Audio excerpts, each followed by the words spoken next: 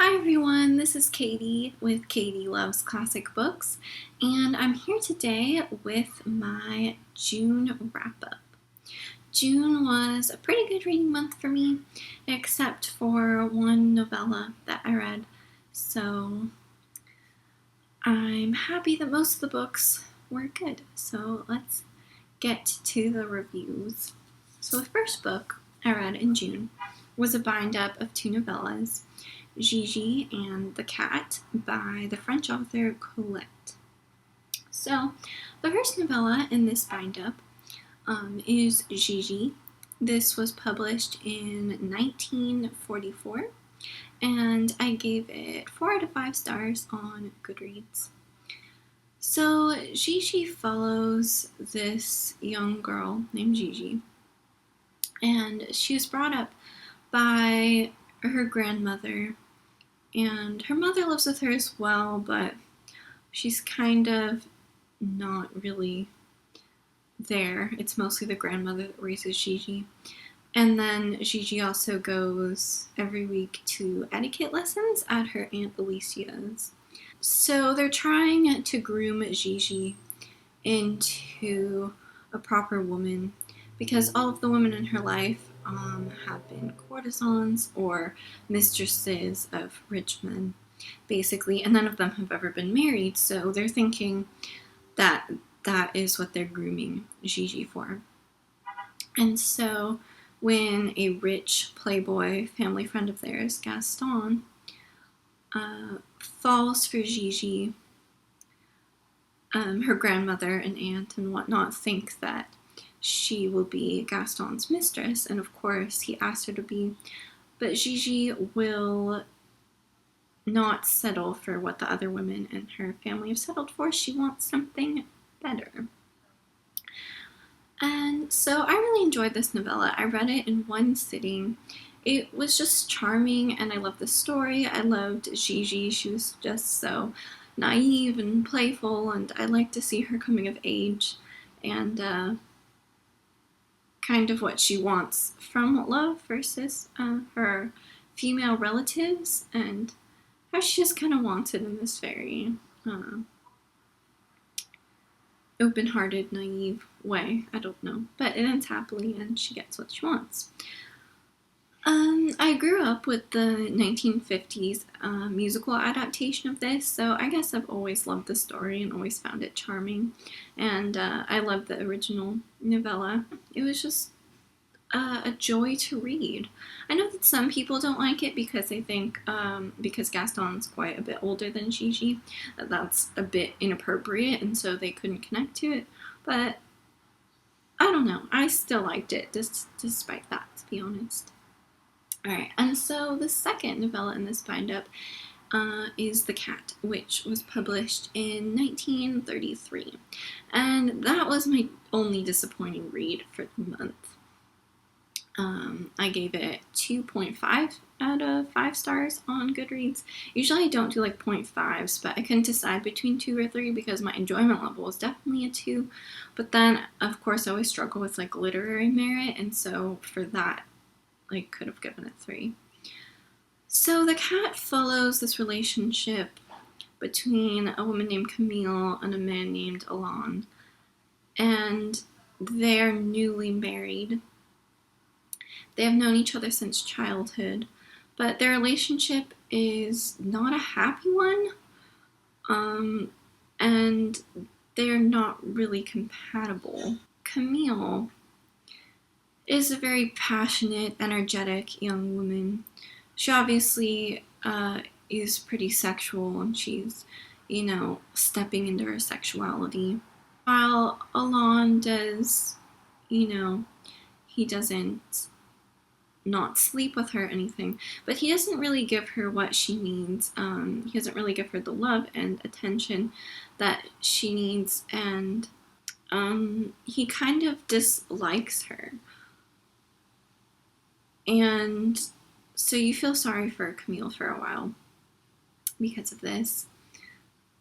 You sympathize with her and how she's just this passionate young woman, and she's not really getting what she needs in a partner, and you think it's rather unfair of Alain to have married her, you know, when he seems to have this like strange resentment or repulsion towards her. But then you start to dislike Camille because she gets jealous of Alon's cat. And the cat's adorable. I don't know, it's a silly thing for her to be jealous of, but she gets so jealous of it. And then there's a moment that I won't really spoil with the cat, and it made me really dislike Camille as well, and then feel sorry for Alon because I'm like, wow, you're not with a very nice woman. And yeah, and so yeah, I don't like sad animal moments, and I'm a cat lover, so that's kind of sad. And I don't know, I don't really like reading about really bad relationships, and they're just unlikable people, and then sad animal moment, and then it wasn't pleasant to read. It was an interesting character study and an interesting study of a relationship between incompatible people, but it was just not something you could love, and I just came away with it with like, you know, not a nice feeling. Whereas Gigi, I finished in one sitting. You know, the cat wasn't that long either. I think it was a little longer than Gigi, but I think it took me like 3 sittings or something to read it, which, you know, is silly, but I just didn't, you know, want to read it. And so, yeah, so it was interesting, but I just didn't really love it. It's fascinating because from reading reviews on Goodreads of people who like read this bind up, either it seems like people love Gigi or the cat and they dislike the other one. So I guess it just appeals to like different personalities, because Gigi ends happily and it's charming, and then the cat is just, you know, rather depressing. So overall interesting. Love Gigi, didn't love the cat, but I'd like to check out more from Colette, and this was an interesting bind up. The second book I finished this month was my poetry collection for the month, which is Hold Your Own by Tempest, which I gave 4 to 5 stars on Goodreads.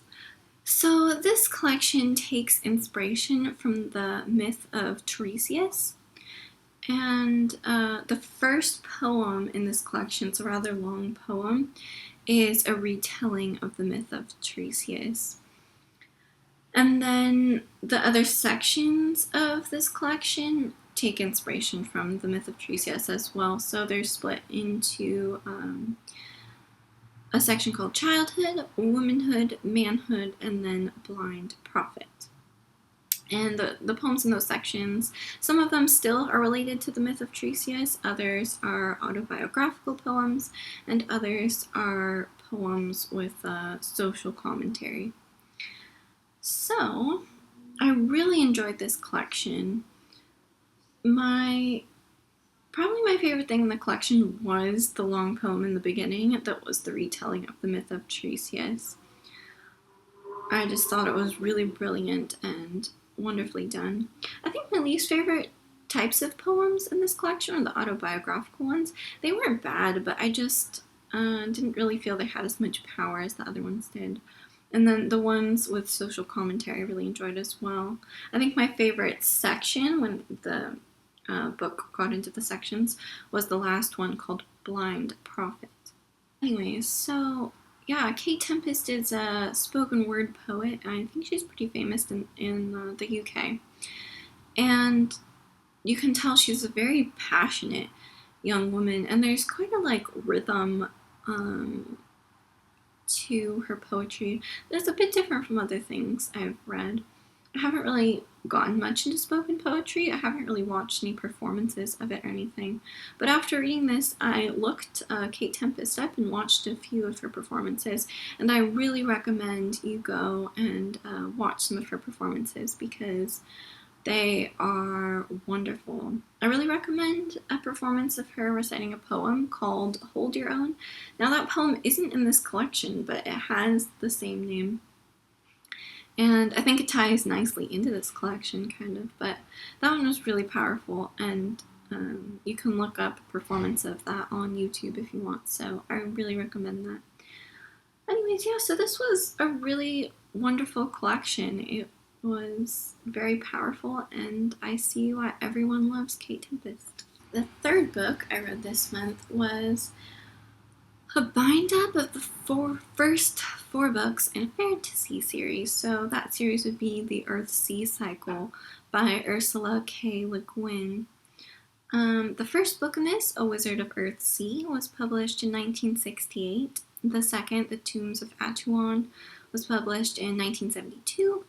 The third, The Farthest Shore, was published in 1973. And the fourth, Tahanu, was published in 1990. So I gave this whole bind-up as a whole 4 out of 5 stars on Goodreads. Now, I don't really read very much fantasy. I'm interested in the genre, it's just not something I usually pick up. But I've heard that this series was quite a classic of like 20th century fantasy. And I was really inspired to pick it up because David Mitchell, who's my favorite contemporary author, has stated in interviews that Ursula K. Le Guin has been one of his like literary inspirations. So I was interested to see what that was all about. And I was pleasantly surprised. So this takes place in kind of your typical pre-industrial fantasy world. It takes place in this world where there's like an archipelago of islands. And there's a map included in the front, which is always cool. I feel like any self-respecting fantasy book needs a map. And it was very helpful and kind of needed it. It really added to the story. So you can see here the archipelago of all the little islands going on. And in particular, it follows a man named Ged, and the very beginning of the series. He's a boy, and then he is in all of the books, and he's an old, like, middle-aged man by the fourth one. But anyway, so his name is Ged, and he's a wizard. In the first one, he's becoming a wizard, and then, you know, he becomes the most powerful wizard in Earthsea at one point. And so the first one, which was one of my favorites, the first and the fourth one were my favorites in this bind-up. So the first one was just wonderful. We get to like see the coming of age of Ged and his becoming a wizard.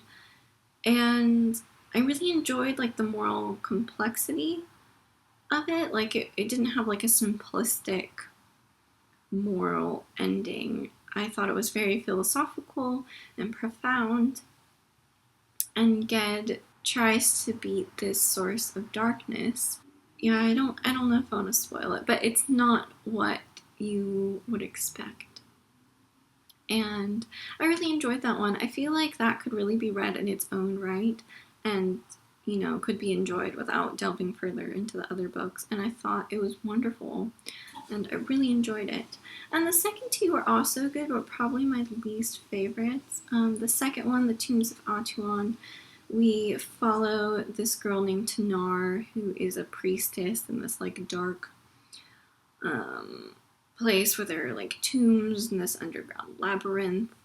And it's from her perspective, and she meets Ged, and together they kind of escape this labyrinth. I enjoyed the story, but it didn't seem to have like the moral complexity of the first one. But later on, I appreciated this introduction to Tanar. And then the third one is probably my least favorite, although it's still good, The Farthest Shore. We're introduced to this character named Aaron, and it's from his perspective. He is a prince, and he goes out on a journey with Ged, who is now, in that one, the most powerful wizard in Earthsea, to find out why all the magic seems to be dwindling in Earthsea and why all this weird stuff is happening. I thought the one just dragged a lot. There's a lot of journeying, and I just felt like it was much slower than the other ones, and I wasn't as engaged. Although that one did kind of have the moral complexity of the first one and explored immortality and death and whatnot, and that was interesting. And the fourth one, I wasn't sure how much I'd like it because, like I said, the second two I didn't totally love. They were good, but I didn't totally love them. And the fourth one was, you know, written so long after the first three that I didn't know what it was going to be like, but I was really pleasantly surprised. It is from Tanar's perspective again, but now she's older and Ged's in there too, and it follows their relationship as they're older and something has happened to Ged and how he deals with that, and it also follows Tanar's ward, this little girl named Theru, who was burned in a fire, and her powers. It was the quietest of the Earthsea novels and very like a rural novel with like this country setting, and there was still magic in it and whatnot, but it just had a very different tone. And I liked that because the first three were kind of coming of age stories for the characters whose perspective it was, even though we saw Ged age as it went on. But I liked that the last one was from like a middle-aged perspective. I thought that was really cool and kind of different, and I really liked how we got to see all our characters and how they've aged and how they come to terms with the things they've been through and their relationship to each other. And I really loved that one so much. I sped through that one. I kind of like dragged through the middle two, and then I was just racing through the last one. I was so absorbed in it, and it just made me so happy. It was kind of cozy and nice. So anyways, I was pleasantly surprised by this fantasy series. It was really good. Now there is a short story collection that kind of continues on with the series, and then one more novel. And as much as I enjoyed this series, I just don't know if I'll be picking them up or not. I'm really bad about reading series because there are so many books I want to read. That's why I partly got this in a bind-up, because then I knew I would read them all, and if I didn't, I might not have continued so far. But I felt like this, I got enough out of this in its own right. And then I don't need to finish the series. Maybe I will, but just because I'm not a series person, I won't. But don't get me wrong, I really enjoyed this, and I definitely recommend it. The last book I read this month was The Goldfinch by Donna Tartt. This was published in 2013 and also won the Pulitzer Prize for Fiction in 2014. And I gave this 5 out of 5 stars on Goodreads, and this was like the penultimate book of the month. So I'd heard a lot about Donna Tartt in the past. She's only written 3 books. She only writes one once a decade. And I've heard such good things about her. I've been fascinated by her, but none of the plots of her books appealed to me, so I just never put one of her books on my to-read list or really considered picking one up. And then somebody decided to lend this to me, and I couldn't say no, so it was kind of, forced into my hands, and I am so glad it was, and that I was forced to pick up this book, because this was magnificent. This is truly up there with the best literary fiction. It was just phenomenal. So the story follows a boy named Theo Decker, and in the beginning, and this is not a spoiler, it's the basic premise of the book. So in the beginning, Theo, when he's 13 years old, he goes to the Metropolitan Museum of Art in New York with his mother, and then a terrorist attack happens. And he survives, but his mother does not. And in the aftermath of the explosion, he steals this famous painting of the Goldfinch. And so we follow his life from there all the way up into manhood, and how this one event has shaped his life and impacted everything that's happened afterwards, and how stealing this painting has also impacted his life and the repercussions of that, and how he's tied to it and what it means to him. And so we just have this novel of epic proportions, and it's very, it's long, but never once is it boring, never once does a part seem unnecessary. I became so absorbed in Theo's world. It wasn't like I was reading. When I was reading this, literally everything would fall away, and it was just an experience. and this was written from Theo's first-person perspective, which I'm realizing is something I really like because it just feels so personal. And so from Theo's first-person perspective, you get to know Theo so well, and I felt like he was just so relatable. And, you know, Theo isn't really totally like me in many, many ways, but yet he's so relatable, and I just, you know, came to care for him so much as a character. He just didn't even feel like a character. It just felt like he was this presence talking to me, you know. This book just seems so personal, and Theo, his voice is so personal. And his life is hard, that's for sure. So much stuff happens to him. But yet there is sort of, you know, a good message at the end. Like, there's this message through it that, yes, life is hard and lots of bad things happen to us, but it's still worth living. And, yeah, and just the theme of how certain events in our lives impact us so much, and how that reverberates through the rest of our lives. Like, this event with Theo has impacted him so much. And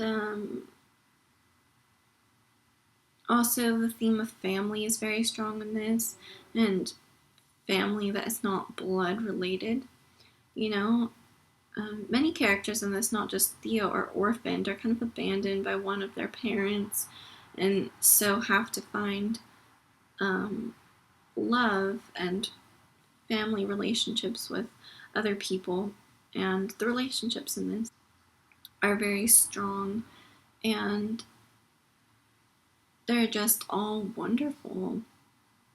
And all the characters are so wonderful, and this is definitely a very character-based novel, and they all just came to life in these pages. Not just Theo, I mean, one of his friends who stands out the most, this kid named Boris.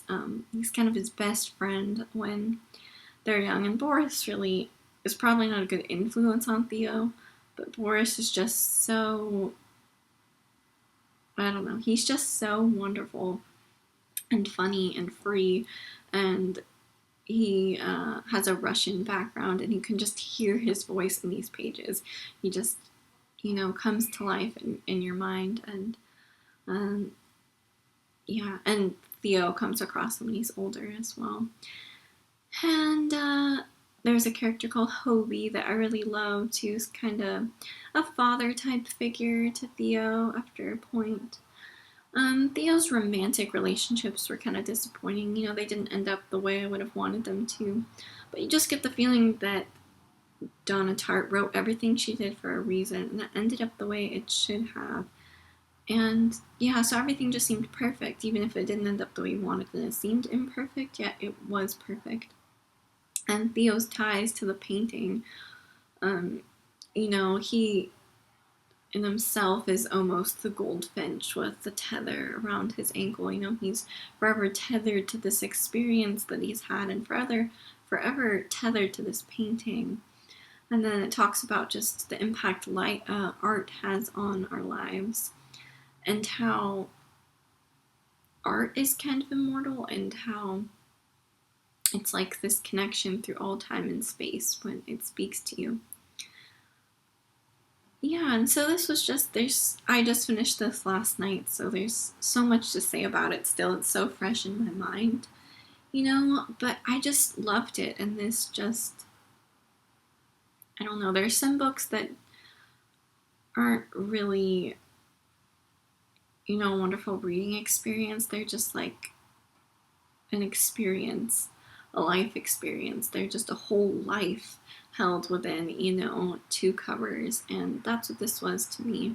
And it was just a magnificent surprise, because like I said, I didn't think I would pick it up. I wasn't sure whether it appealed to me or not, and it was fate, because it was pushed into my hands, and now I have read it, and it was magnificent, so magnificent, and I really, really recommend this. So those are all the books I read in June. Like I said, I had a pretty good reading month, minus that little novella, The Cat. I enjoyed everything else I read, and I hope you enjoyed this video. And I shall talk to you in my next video. And you can always read full reviews as well on Tumblr Goodreads because I write reviews of every book I read, so you can check them out there. And yeah, bye!